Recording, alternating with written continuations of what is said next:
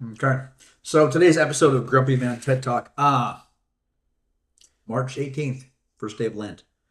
So what I'm giving up for Lent. Remember back when MySpace, I mean, the biggest weird thing about MySpace was when people had like their top 10 and sometimes you made the cut and sometimes you didn't. I mean, it doesn't even matter. That, from my recollection, that's like the weirdest part of and selling ringtones, which I did. But yeah, I heard a preacher man make a reference as things started getting weirder from social media.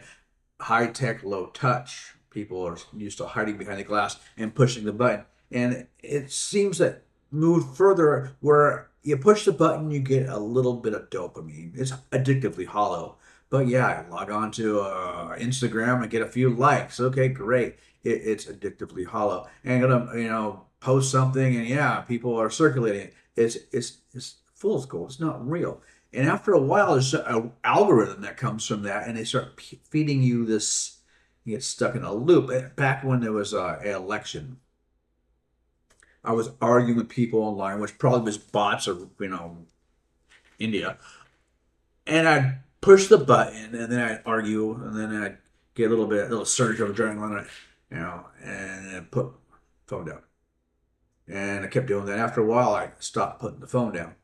I just held it, and like this is how they train rats. So move forward some more. And some people, the last thing to do is look before they go to sleep. They look at this, and then they first thing to look at. And I mean, whose message? Because there's a message getting pumped in my head, and is it? Am I stuck in a loop? And is it really the message I want to be subscribing to? So, like any addiction, there's going to be a detox. And today is day one, digital detox. And a couple of times I went to push the button, and it's like, oh, I'm not doing that anymore.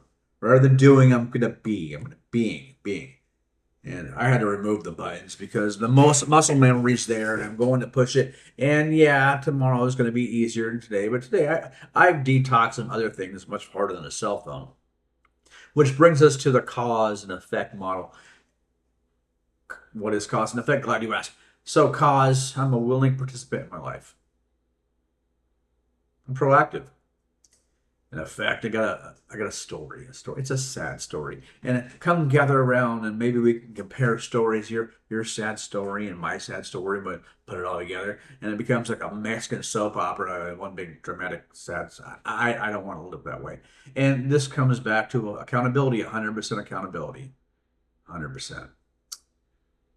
So the cell phones, well, the tail is wagging the dog for too long. So the cheap dopamine, I'm done for a while.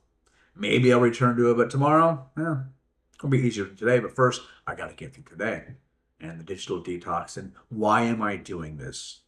Well, I'm selling books, author unknown, and I'm a writer, content writer, and facilitator for a men's weekend that's coming up uh, in a few weeks in by LAX.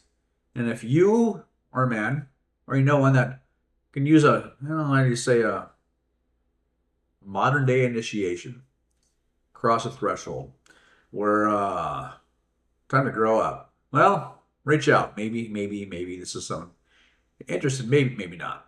Either way, it's 100% accountability and living a cause and the effect thing where I'm a victim. Yeah, I think that's taken me as far as I want to go. So, willing to go. So, yeah, end of Grumpy Man TED Talk with my fancy hairdo.